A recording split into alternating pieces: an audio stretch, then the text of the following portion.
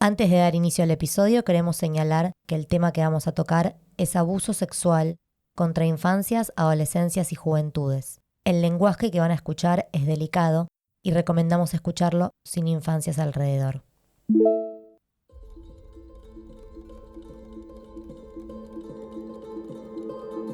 Hay algo que pasa con el abuso sexual contra infancias y adolescencias que creo que nos atraviesa tanto en lo personal y que no está elaborado o porque te pasó, o porque le pasó a alguien cerca, o porque le pasó a alguna ancestra. Y muchas, yo recuerdo que ni siquiera, no ahora, pero en ese momento ni siquiera se daban cuenta de que habían sostenido una relación sexual, porque no venían con sus muñequitas. No estás preparado para reaccionar frente a un abuso. No estás preparada. Entonces no vas a saber cómo reaccionar. Aquellas madres que creen a sus hijos y a sus hijas, primero mi respeto y mi amor. Porque eso es lo primero, el creer y el acompañar y el no juzgar y el decir, ok, esto pasó, ¿cómo podemos hacer cómo podemos ayudarte? Es como lo primero que hay que hacer. El abuso sexual infantil es uno de los temas que más nos preocupa como madres y de los que menos se habla. El tabú es tan grande que muchas personas que han sido víctimas lo bloquean de por vida. Otras lo recuerdan siendo adultas y no saben cómo actuar. Según UNICEF, en promedio, 1 de cada 5 niñas y 1 de cada 13 niños han declarado haber sufrido abuso sexual. En países latinoamericanos, 1 de cada 6 niñas y 1 de cada 10 niños. Las estadísticas también arrojan que solo el 10% de los casos son denunciados. ¿Qué pasa con ese montón de historias calladas? ¿Cómo hacemos para combatir tanta perversidad y tanto silencio?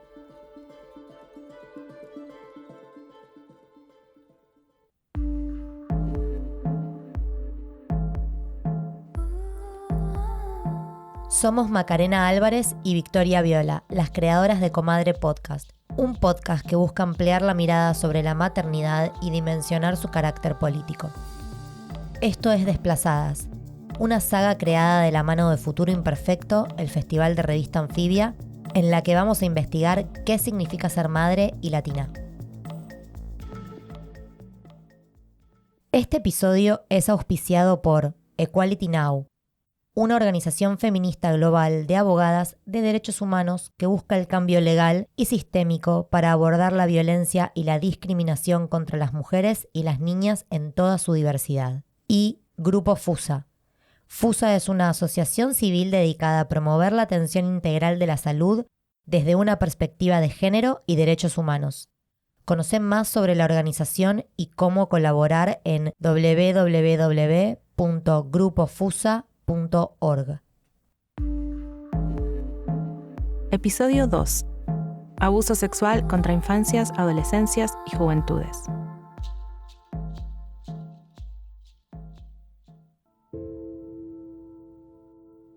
Si bien cada vez hay más países que implementan educación sexual integral en escuelas e instituciones educativas, el panorama del abuso sexual en la infancia, adolescencia y juventud sigue atravesando a la sociedad. Los abusadores, casi todos varones heterosexuales adaptados socialmente, siguen perpetrando violencia sexual contra la población más vulnerable, en un 80% de los casos dentro del seno familiar.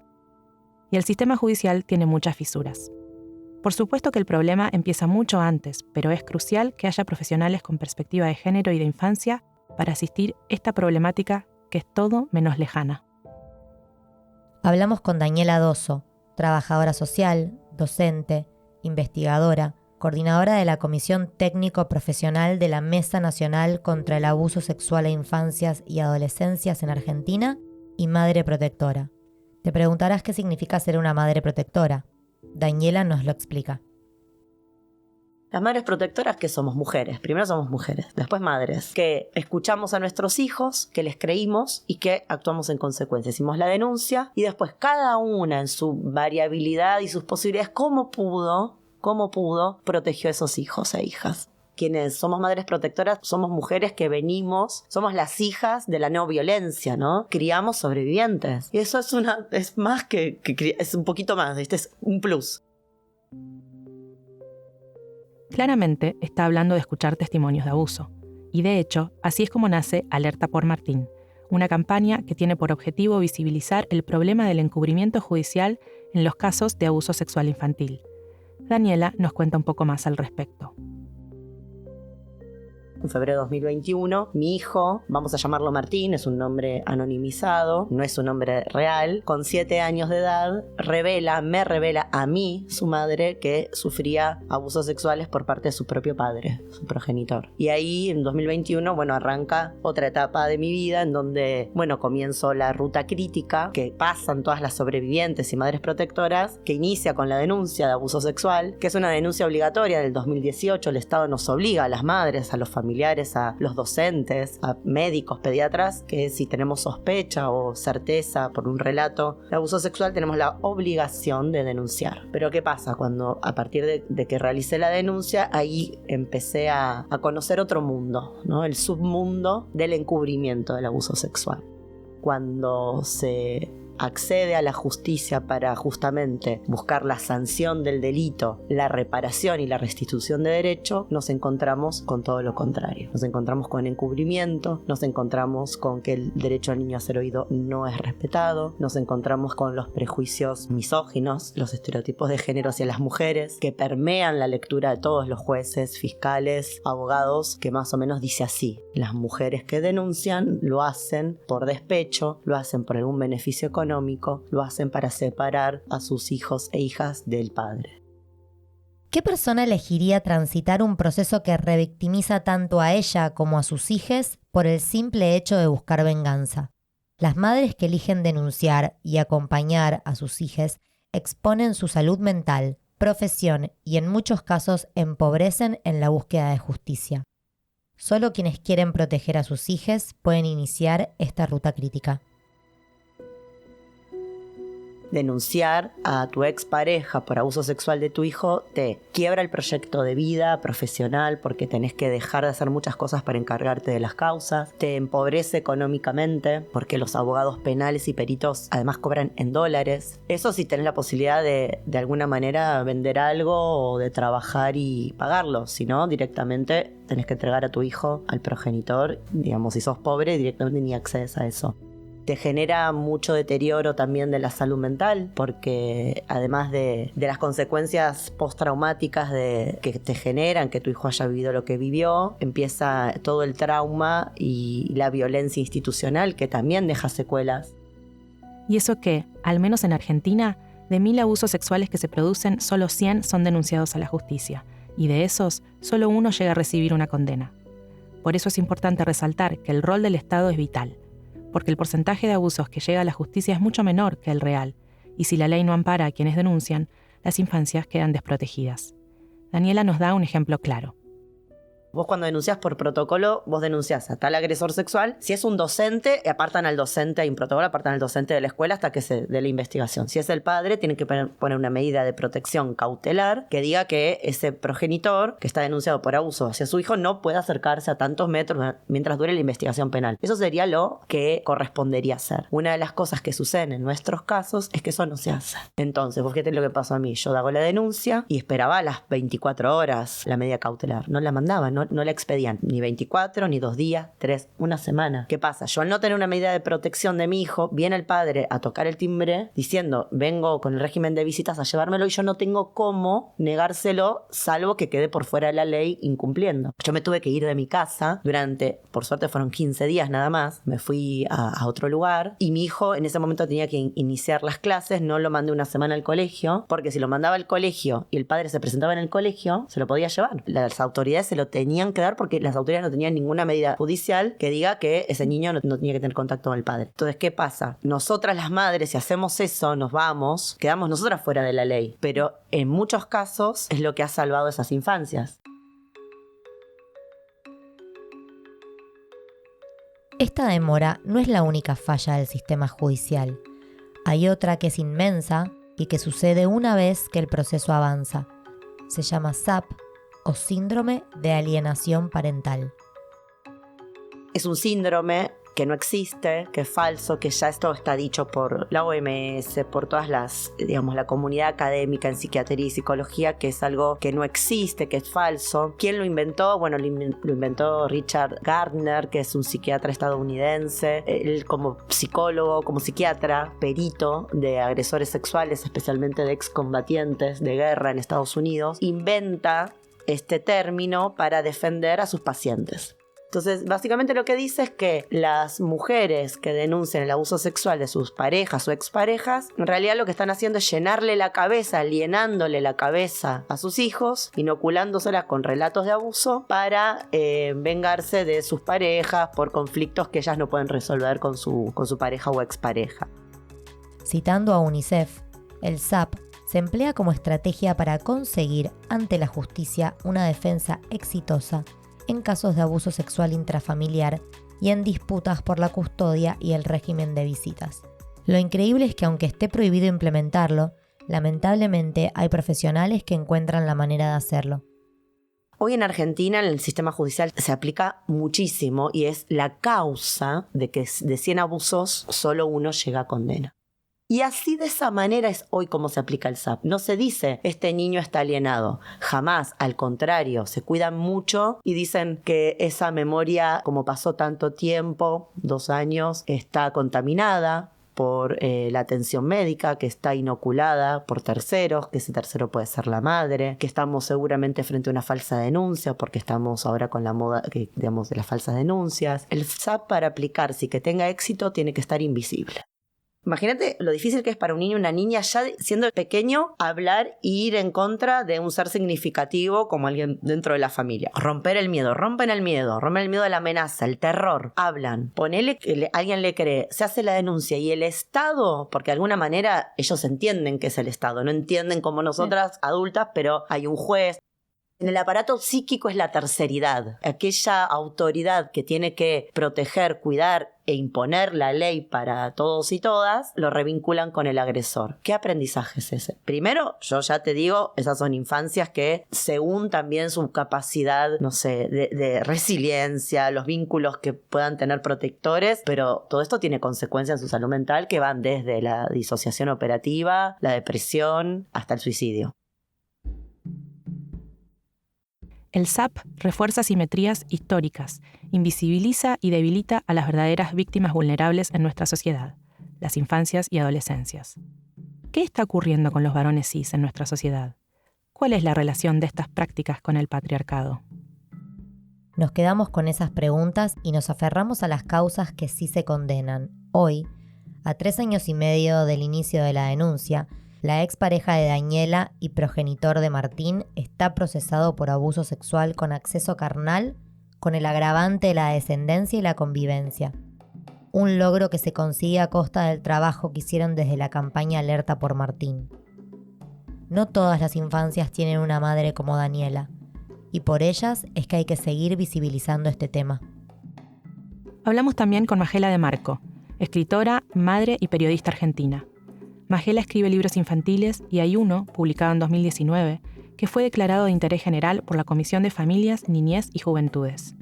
Se titula Sola en el bosque y habla sobre abuso sexual en la infancia y violencia familiar, además de brindar herramientas para trabajar esas temáticas. El libro surge de su propia experiencia, cuando tenía 12 años.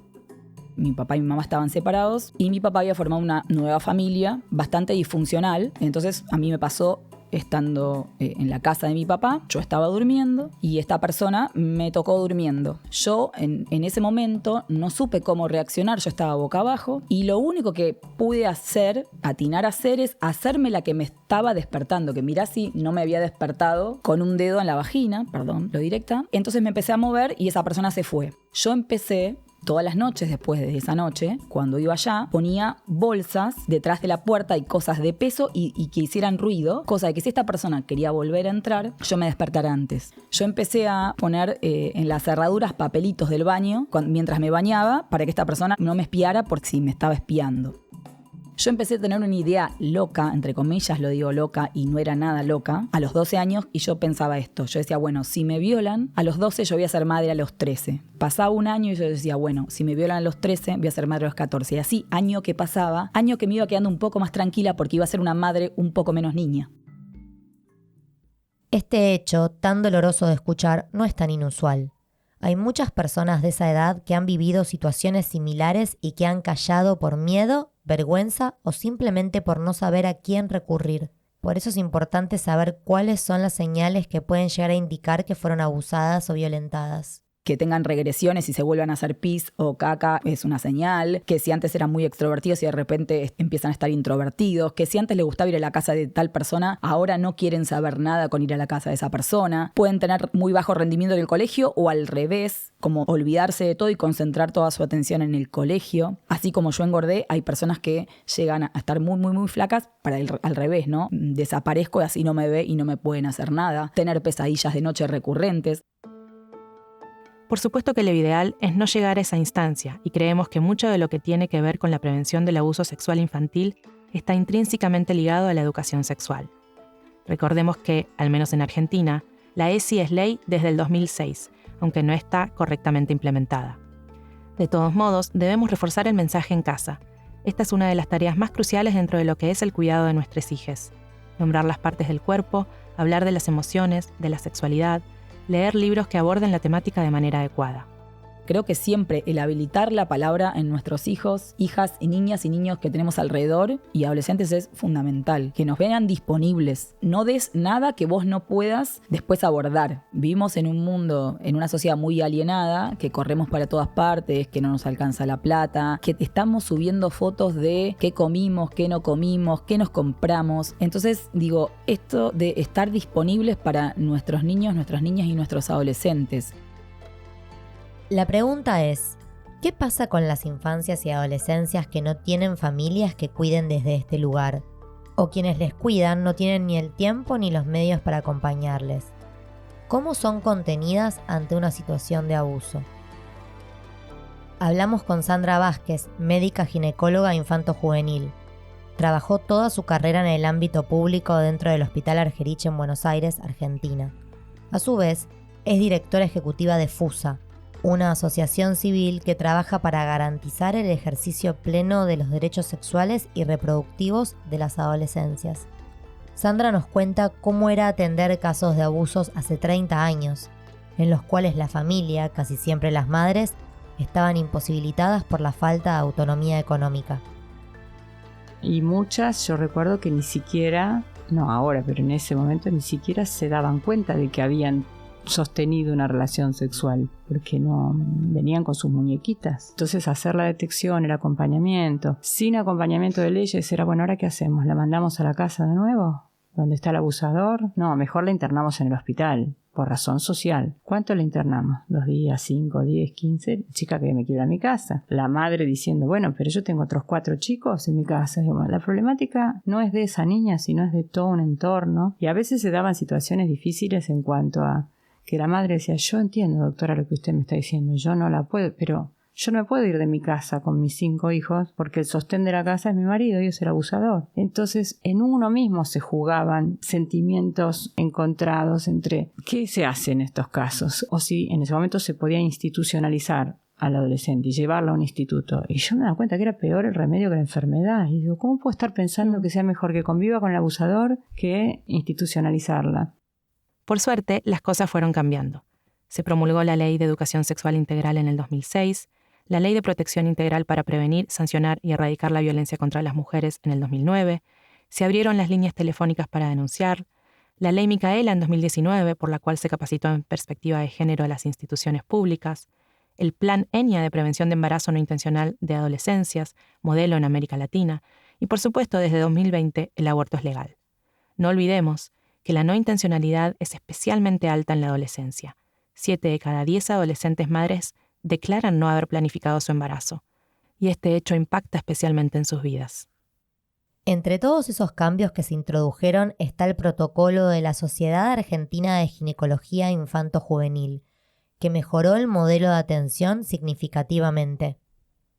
Bueno, hay protocolos que fueron, el primero fue el de la Sociedad Argentina de Ginecología Infanto-Juvenil, que nos colaboró muchísimo porque imaginen la situación de que uno está con 15 adolescentes en la sala de espera para atenderse y en una de las consultas que viene por, no sé, por cualquier cosa, digo, me duele la mama, dice la niña de 13 años, uno empieza a sospechar que hay algo más detrás de esa consulta. Por ejemplo, un dolor abdominal crónico que no le encontramos la causa, generalmente para nosotros es un abuso sexual intrafamiliar prolongado en el tiempo y que no lo va a contar. Cuando uno empieza a pensar en eso, el tiempo de esa consulta no son 15 minutos ni 20, por ahí son 3 horas cuando uno detecta. Entonces lo que nos pasaba antes de que existiera el protocolo es que eran, tengo que hablar con la trabajadora social, pero también tengo que ir a infectología porque a esta chiquita hay que darle tal tratamiento. También tengo que conseguir la anticoncepción de emergencia, pero también eran 200 cosas y nos olvidábamos algunas en el camino. Entonces el protocolo nos hizo como un checklist que nos ayudó mucho. Entonces, bueno, encuentro este signo, encuentro esto. ¿Es de urgencia? ¿Es de gravedad? ¿Es un abuso crónico? Tengo tiempo. Le doy tiempo a la familia, a la madre, por ejemplo,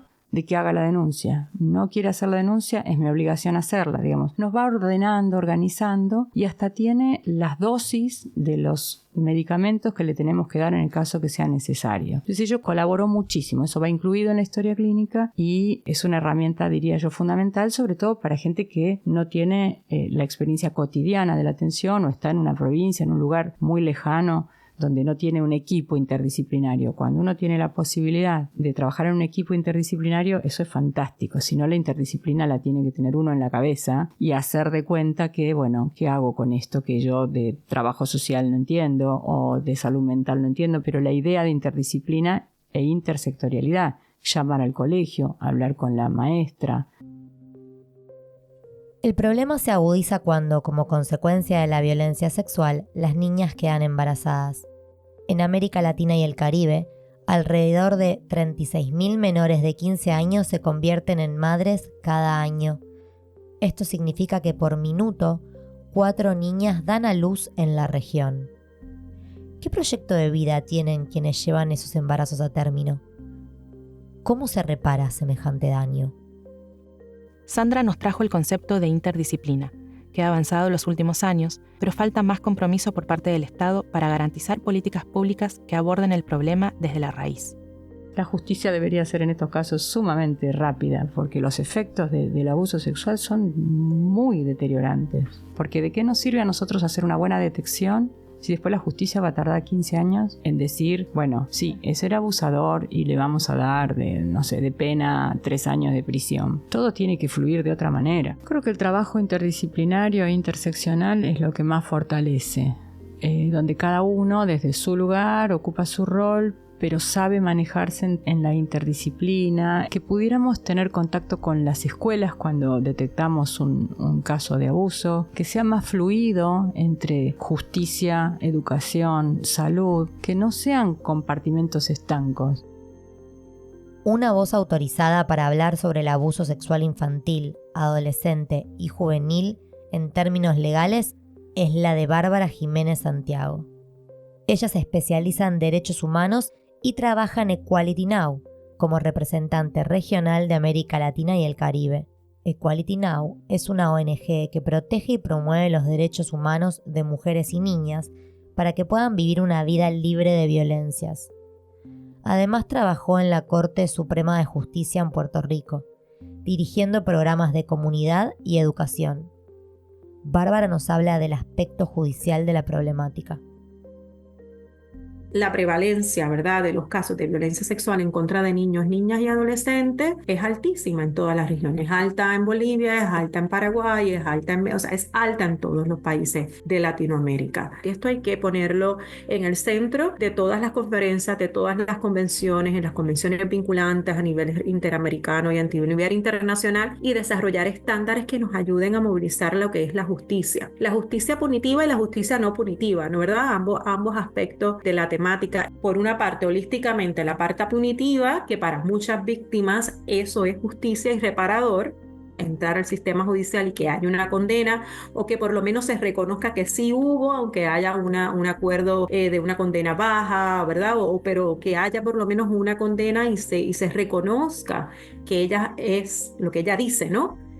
Es escuchado y es sobre todo creído por el sistema de poder judicial. Eso debe de ir acompañado por acciones preventivas, que es lo que permite también dar a conocer y que todos, niños y niñas, tengan el poder de poder apalabrar de qué es lo que le está pasando y poder reconocer que esta acción, que esta persona que me debe de cuidar no es adecuada. Esas dos ramitas, ¿verdad?, lo que es la prevención y la parte punitiva, es lo que nosotros llamamos la cadena, ¿no?, de justicia. Pero hay otras posibilidades de justicia que pueden ser reparadoras. reparadoras para los niños, niñas y jóvenes, y eso es, ¿verdad?, un poco más como individual. Nosotras hemos conocido que se litigan también, es en el parte de justicia, pero no la parte punitiva criminal. Una de las ejemplos que puedo comentar de una profesional que nosotras hemos entrevistado de estas prácticas que hacen es que ellas les preguntan, ¿no?, en sus entrevistas psicosociales, ¿qué te sería reparador para ti? ¿Qué te gustaría a ti que pase? Y una de las cosas que los niños, niñas y adolescentes han apalabrado en su momento, en casos donde el agresor es su padre o madre, su padre en su entorno, ¿verdad?, su padre específicamente, una de las cosas que ellas han apalabrado es que no quiero llevar el apellido de mi padre. Una cosa que tú no pensarías, como, esto es una justicia reparadora que no tiene que ver nada con que la persona esté presa o no. Pero para ese niño eso es reparador. Uno de los casos más relevantes de la región es el de Brisa de Angulo, cuya reparación fue la implementación de prácticas judiciales que aseguren la protección de infancias y adolescencias frente a la violencia sexual en Bolivia. Brisa fue violada y torturada por su primo a los 15 años. Gracias al apoyo de sus padres y a su formación como abogada, pudo elevar su caso al Sistema Interamericano de Justicia y después de un proceso de 20 años, logró la sentencia. Esto significa que se establecen nuevas normativas estatales. Dejamos un testimonio de Brisa antes de que su caso sentara un precedente. En mi caso, hace 20 años, fue repetidamente el gobierno no respondió de forma adecuada y yo busco justicia no para mí, sino para poder cambiar las situaciones que ocurrían en mi caso y que sigan ocurriendo en este momento, después de 20 años, como por ejemplo que especialmente en adolescentes muchas veces se les culpabiliza o se creen que ellas son las que provocan la agresión sexual. Entonces hay muchos mitos que cubren el tema de violencia sexual. Mi fin de todo esto es poder buscar que lo mismo que ocurrió en mi caso hace 20 años no continúe ocurriendo el día de hoy. Personas que llevan el caso a la Corte Interamericana, parte de lo que buscan es una recompensa económica por todos los daños que ha pasado esa persona. Yo precisamente he hecho bien claro que yo no quiero ningún centavo de Bolivia. Yo no busco nada para mí. Lo que yo busco son cambios judiciales, cambios estructurales para que lo que ocurrió en mi caso no continúe ocurriendo. Y estoy presentando 11 propuestas para Bolivia para que estas cosas no continúen pasando, desde el cambio de leyes políticas hasta la operativización de los procesos judiciales. Después de mucho esfuerzo y perseverancia, Brisa lo logró. ¿Pero se dan cuenta cuán lento y desgastante es el recorrido? ¿Cuánta violencia institucional se ejerce sobre las víctimas? Por eso es tan importante que haya abogadas y abogados comprometidos con una legislación que tenga perspectiva de infancia.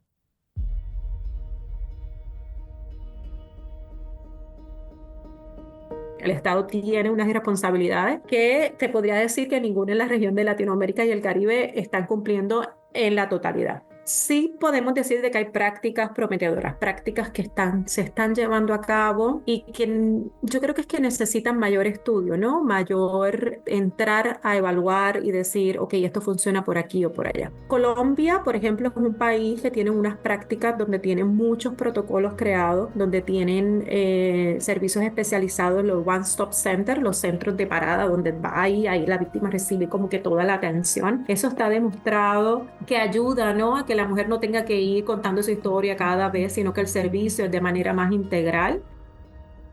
Además, 2 de cada 5 niños, niñas y adolescentes latinoamericanos viven en países sin protección legal contra el castigo corporal en el hogar, en la escuela y en los lugares de atención estatal.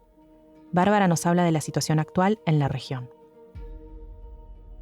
Sé que en Guatemala, que no viene desde el Estado necesariamente, pero sí desde la sociedad civil, hay un proceso también como comunitario de cómo entablar esa ruta, ¿no?, de atención, y está más como en la ruralía, así que eso es otro modelo que se pudiera mirar. Hay lo que se llaman las promotoras judiciales, en muchos países existen. Estas compañeras yo creo que hacen un trabajo titánico porque la mayoría no son abogadas, ¿no? Son compañeras que son acompañantes de las víctimas y es un rol para mí súper esencial, porque cuando tú estás completamente vulnerada, tú lo que necesitas es una persona que te pueda acompañar dentro de tu propio proceso, ¿no? Y darte el espacio para caer, para recomponerte y para explicarte qué es lo que estás viviendo dentro del proceso. Así que estas colegas hay veces que son reconocidas en los estados como una parte adicional importante, esencial en el proceso judicial, en otros no. Pero Puerto Rico tiene una corte especializada en temas de violencia sexual, ¿verdad? Ellas le llaman violencia de género, que atienden casos de violencia doméstica, pero también de violencia sexual y con un enfoque muy específico de niñez.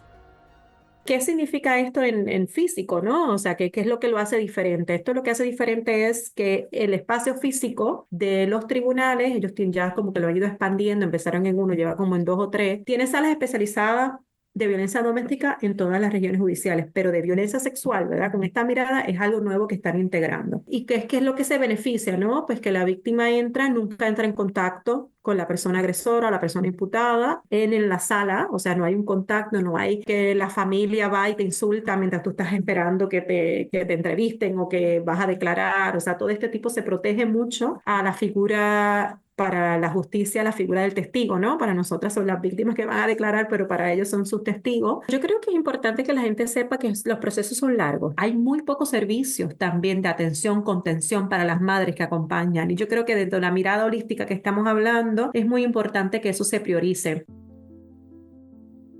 Para que eso pase, necesitamos que el Estado priorice este tema, que se ponga en agenda, que se aprueben las leyes para abolir los plazos de prescripción y que se basen los delitos de violencia sexual en la falta de consentimiento y no en el uso de la fuerza.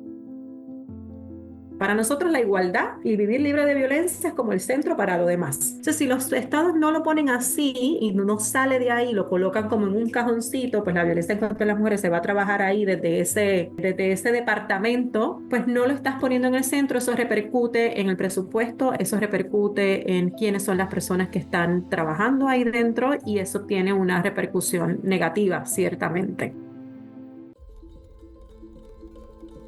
Tanto Majela como Daniela, como Sandra y como Bárbara temen por el avance de grupos antiderechos que toman cada vez más fuerza en América Latina y ponen en peligro los derechos humanos.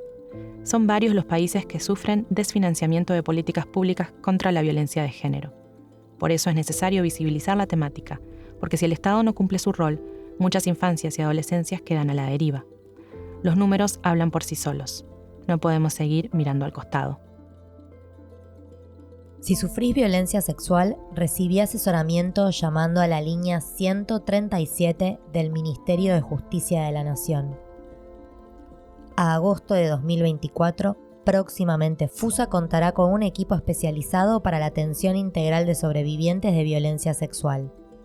Más información en www.grupofusa.org o por mail a info@grupofusa.org.